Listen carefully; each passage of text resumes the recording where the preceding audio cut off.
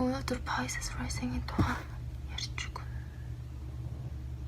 Pisces нар хэрвээ энэ хорвоодор байхгүй байх байсан бол бид нэр ийм аз жаргалтай сайхан амьдрахгүй байх байлаа. Яагаад тэгэхээр Pisces нар хамгийн тэр бүх өөрийгөө ингэж золиослогдох шинж чанартай, бүх юмд туслах, түүнийг эдгэх, ангаах гэсэн тийм символүүд үргэлж Pisces-ийг дагаж явдаг байгаа. Pisces нь Neptune гэдэг далайн ангараар удирдуулдаг. Тэр тийм болоод ч тэрөө тийм хийсвэр их төсөөлөн бодох чадвар маш баялаг. Imagination их давуу хөгжсөн тийм idealist энэ хорвоо дэлхий дээр байгаа урлагийн салбар тэр нарийн нандин мэдрэмж тэр төсөөлөн бодох ургуулах чадрууд чинь бүгд Neptune Pisces түүгээр удирдуулдаг Pisces-ийн нөлөөнүүд гэж үздэг. Pisces энэ нөлөөнд давамгай хүмүүс илүү их урлагийн салбарт их сайн явдаг. Одоо урлагийн хүмүүс байдаг гэж хэлж болно. Pisces Rising хүмүүс, Pisces Santa хүмүүс бүгдээрээ ер нь тийм их тийм мөрөөдөмтгий хүмүүс байдаг л да. Гэхдээ нэг тал нь юу заяа. Нэг бол үнэхээр мөрөөдөмтгий extraordinary заяа. Тийм хүн байх тохиолдол байна. Эсвэл нэг бол зүгээр л мөрөөдөд хөвтээд зүгээр л хөвтчихэд тийм хүн байж болно. Зөвхөн хоёр төлөлтэй байдаг. Загсны нөгөө одоо символ нь юм байдаг те. Гэтэ бас нэг юм загас байдаг шүү дээ. Хоёр тишээ би бинлүү харцсан. Тэр чинь ямар учиртай гэхээр үхэл амьдралын хооронд ингээ эргэлдэж байгаа гэсэн нэг утгатай символ байхгүй юу? Тэр символээр юу гэж ойлгож болох вэ гэхээр Pisces нар 12 ордны хамгийн хөгшин, хамгийн сүүлийн орд болоод ч тэрөө их юу байдаг да. Хөгшин харцтай байдаг. Ер нь өөрөө ингээд Pisces Rising хүмүүсийг харахаараа шүү дээ. Ямар нэг юм боллоо, инглээ, тэглээ гэхэд тэр болгонд нэг тийм их реакц үзүүлээд байхгүй. Ийм байдаг. Угаасаа бүр мэдчихэдэг. Ягаад тэгэхээр олон удаа төрж амьдарч үзсэн туршлагатай байдаг ч гэх юм уу да. Би бол нэг тэгэж ойлгоод юм. Гэтэ худлаачиж магадгүй л дээ. Pisces нарт нэг тийм төрөлхийн зүүн сайван байдаг. Тэр нь энэ нэг муу хүн байна. Энэ сайн хүн байна. Нэг угаасаа амар олон удаа амьдраа үзсэн тийм хөвшин сүнс болохоор тэр юмыг ингээд айгу ялгаж салахтай сайн байдаг. Pisces донтолтыг харуулдаг болохоор Pisces Santa Rising тохоо хүмүүс ямар нэг юм донтох хандлага үзүүлэх магадaltaй байдаг. Арх тамхи, хоол, хүнс, тоглоом юу ч хийж болно тэр нь. Им medicine тиймэрхүү зүйлтэйс холбоотой байдаг болохоор Pisces-тай шинжин давамгай хүмүүс тийм анагаахын чиглэлд ажиллах юм уу тэр салбараар явах тохиолдол их байдаг байгаа бас. Одоо инэтхэг байна тийм ээ. Инэтхэг чинь одоо медитейшнээр алдартай газар учраас бас илүү их тийм шашинлаг газар тийм ээ. Pisces улс country гэж бас ярьдаг юм байлаа. За бүр ирнээр ярих юм бол тий Pisces-ийн нөлөөг бид нэр ингэж ойлгох хэрэгтэй. Астрологи одоо юм цаг тоолол заяа. Ойролцоогоор ингээ 20,000 жил гаруй нэг орд дээр ингээд үргэлжилдэг. Тэрийг ингэж тухайн ордын эрен гэж хэлдэг байхгүй юу? Гэтэ яг exact цаг бол байхгүй. Яг тодорхой цаг. Зөвхөн бүх хүмүүс янз янзаар хэлдэг. Зарим нь 2000 гэж хэлнэ, зарим нь 2000 хэдэн зуун гэж хэлнэ, 2000 яг хэдэн зуун хэд ч хэлнэ янз янз. Тэр баримжаа байхгүй. Өмнөх манай эртний өмнө аал завж шít. Яна Pisces ярьж аал зарж болж байгаа юм уу?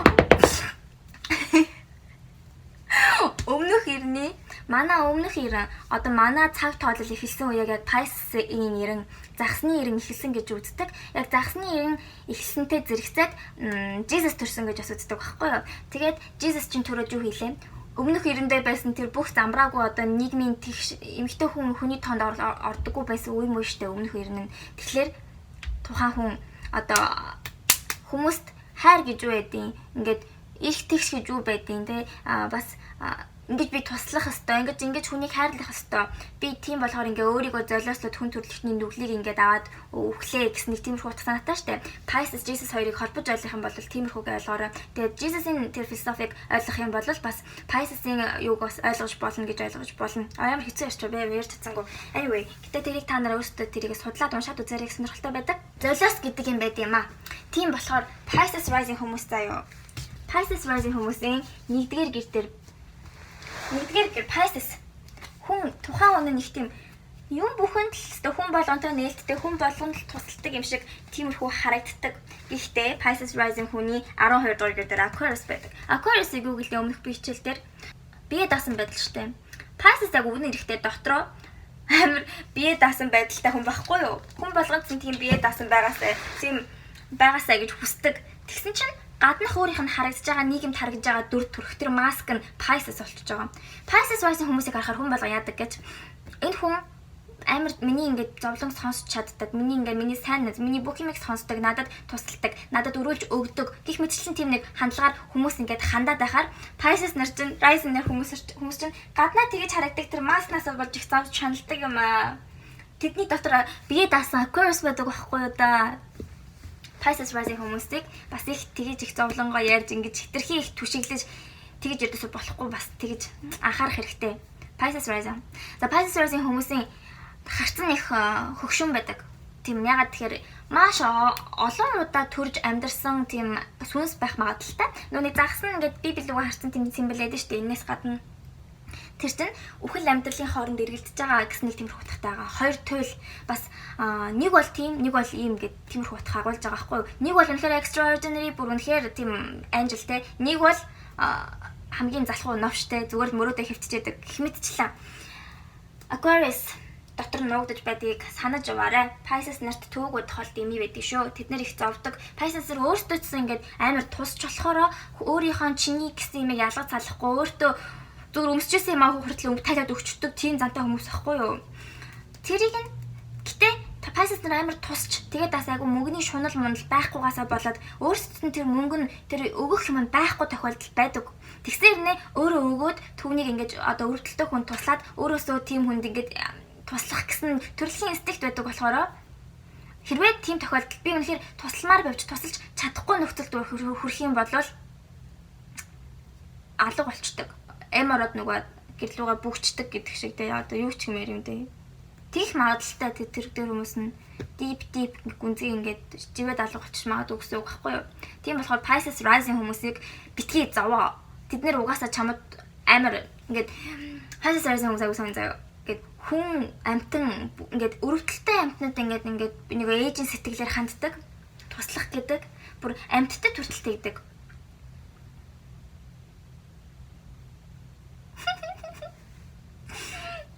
Pisces нар ваа юм бэ. Эрүүл мэндийн тал дээр хөлөө анхаарах хэрэгтэй. Би Aquarius rising хүмүүсийн нөгөө анхаар яадаг гэсэн нь хөлний шагаа гэж хэлсэн шүү дээ. Pisces болохоор хөлний уул. Тэгэхээр юу ах хэвээр гэхээр хөлнийхаа тат хэсгээр ер нь гимтчих гээд байдیں۔ Ер нь бол болгоомжтой бай. Хөл нөгөө нимхэн ултайг утал өмсч болохгүй. Юм хүм зоогдож магадгүй. Миний мэддэг Pisces rising хүмүүс шүү дээ. Зоолттой хөлөө гимтээжсэн. Нэг удаа хадаасан дээр гэрчижсэн тохиолдол байдаг. Нэг удаа зүгээр явж байгаад хөлөө хугалжсэн тохиолдол байдаг. Юунд дугуйнтай хариулаад. Тэгээд зүгээр тэрийг би далцганаад нөөрөө сонголт энэ хүнд өөртөө сонголт байсан. Тэгтээ өөрөө согтоо явжсэн, далцганаа явжсэн болохоор энэ ингэсэн байх гэж би боддог байсан байхгүй. Тэгсэн чинь манай өөр нэг таньдаг Pisces rising хүн зүгээр байж байгаад өөрийнх нь таньдаг гэнэ. Өөрийнх нь нохоо хөлийн хадчихсан гэсэн. Тэгэхээр энэ айгуу юу хүн өөрөө хичээхгүйгээс шалтгаалаад бас арай өөрөөр яваад идэм шиг байгаа. Тэр бидний мэдхгүй энэ амьдралын тойрог чинь ямар тач хөлний хэсгийг анхаарч халамжлах хэрэгтэй гэдгийг сайн санаж аваарай. Pisces rising хүмүүс хэр баргийн юмд ууралдаггүй. Твчж байгаад нэг дэлбэрдэг. Тийм болохоор нэг уурлуулах гэж байгаа юм тийм ээ. Тэгээ Pisces rising хүмүүс шүү дээ. Ер нь харцаараа л мэдэгддэм юм дөө. Айгуу тийм. Би ингээл тесттэй уйлж нэгэл бөө юм болж байгаа Pisces rising хүмүүсийн харцсан те. Юм байдаг шүү. Ингэжлээ дээ ингэсэн айгуу тийм хөвшин харцтай байхгүй юу? Угаасаа хамгийн хөвшин ордог хичлэх үү те. Pisces нар нэг бол амар ажилсаг. Бүр үнэхээр ажилсаг бүр эсвэл нэг бол үнэхээр залах уу? Юу ч хийдэггүй. Emotion амар тогтоогүй байдаг. Water sign шүү дээ. Эцэст water sign. Бид нэр ингээд юмд их амархан эмзэглэх байдлыг ингээд сул тал болгож хүлээж авдаг нийгмийн хандлага надад үнэхээр таалагдахгүй байна. Тэр эмзэглэл чинь байж хүн чинь өөрийнхөө тэр нандин чанарыг мэдэрж, өөр хүмүүсийг хайрлаж сурж, өөр юмсыг ингээд балансыг барьж бас давхар өөрийнхөө мэдрэмжийг хөгжүүлснээр өөрийнх нь авьяас нь хүртэл хөгждөг. Гараас нь тийм нандин үнэт зүйл бүтээх тэр их усэр чинь бидний тэр нандин тэр эмзэглэл тэр мэдрэмж шүү дээ. Үүнийг Pisces дээр тулгуурлаж нэрээ яривал яг тохирох сэдв. Pisces нэрийн сэтгэл зүйн эмзэг гэж ойлгоорой. Pisces нэрийг бодохоор бүр ингээд мөнгөний гэр дээр, ажлын гэр дээр, нэр хөндийн honor гэр дээр бүгдээрээ fire sign аваад тэр хүмүүсэнд хамаг энерги, ажил, мөнгөн дээрээ зарцуулдаг байх нэ. Ойлгомжтой тий? Pisces нарын 2 дугаар мөнгөний гэр дээр Aries байдаг учраас яг мөнгө өргөх тал дээр жоох хүчиг сэтгэл хөдлөлөөр хандах магадлал байгаа. Үргэлжлэн. 6 дахь гэр чинь нэгдсэн ажлын гэр. Leo байна. Pisces rising хүмүүс өөрийн ажилчаа хүний ажилч бэ? Бүр үнэхээр яг өөрийн юм шиг хийдэг. Хүний доор ажиллаж байхдаа хүртэл. Гэтэ тээж их ирч хүчээ гаргаж хийдэг учраас өөрийнхөө ажлыг ч хийсэн, хүний ажлыг ч хийсэн аль алийг нь үнэхээр сайн хийж чадна л гэсэн үг. Pisces нарын ихтэй хоёр аслаг байгаа гэсэн те. Нэг бол үнэхээр залхуу юмтай, нэг бол үнэхээр ажиллаг юмтай. За харилцаа холбооны гэр дээр ихэвчлэн earth sign-ууд байна. Иргэн тойронд нь communication те. Одоо 3 дахь гэр чинь бас ихч дүү, ах дүү, тийм sibling гэж бас явдаг байхгүй юу? Иргэн тойронд нь тийм амьдрал нь тогтцсон, safety-г хангагдсан, тиймэрхүү найзууд иргэн тойрны хүмүүс нь байдгүй хүмүүс байдаг байх нь. 4 дугаар гэр дээр ар гэрийн home гэр дээр Gemini байна. Ямар учиртай гэхээр Pisces rising хүмүүс ямар нэгэн тохиолдолд гэр нь 2 өөр газар ч юм уу, 2 гэртэй ч юм уу байх магадлал байдаг гэсэн. Тэр шалтгааныг мэдэхгүй байна. Хүүхдээсээ болоод эсвэл юу ч яа гэдэг. Ямар ч 2 гэртэй эцэг эхээсээ ч болоод юм уу, ямар ч шалтгаан байсан бай. 5 үерхлийн гэр, үр хүүхдтэй хандах гэр, тэ Cancer. Эдгээр хүмүүс нь үерхэхтэй тулаад хамгийн юуг чухалчлах вэ гэхээр Cancer гэх юм бол шууд ээж санаанд ордог шүү дээ. Moon ruled, тэ moon ч нээж. Тийм учраас Cancer их тийм халамжтай яг ээж шиг юмд care хийдэг те. Тухайн хүнээсээ care хийхийг өөртөө хүснэ, өөрөөс нь тухайн хүндээ care хийхийг бодно. Care хийх. Тэрийг чухалчилж үерхэн гэсэн үг. Хүүхдүүдэд ч гэсэн тэрийг баримталж хандна. За 7 дугаар гэр дээр Virgo байдаг нэг төвхтэй. Virgo ч нь юу вэ? Хамгийн perfectionistic шаардсан нэг тийм амар ортштай. Perfect. Эхнэр нөхөр дээр нэлээд төгс хүн сайхан нэ. Гэтэ энэ чинь бодит амьдрал дээр төгс юм гэж байхгүй шүү дээ. Тэгэхээр эдгээр эхнэр нөхөр хүнтэй гэрлэх тал дээр жоохон зовж бас магадгүй юм те. Pisces rising хүмүүс. Тийм учраас ер нь энийг ингэж хэлмээр байна. Ер нь энэ бүхнийг бид нар мэдснээр өөрийнхөө сайн тал, муу талаа мэдээ авчиж байгаа гэсэн үг шүү дээ. Ордуудын шинж онцлогуудыг мэдэж авснараа.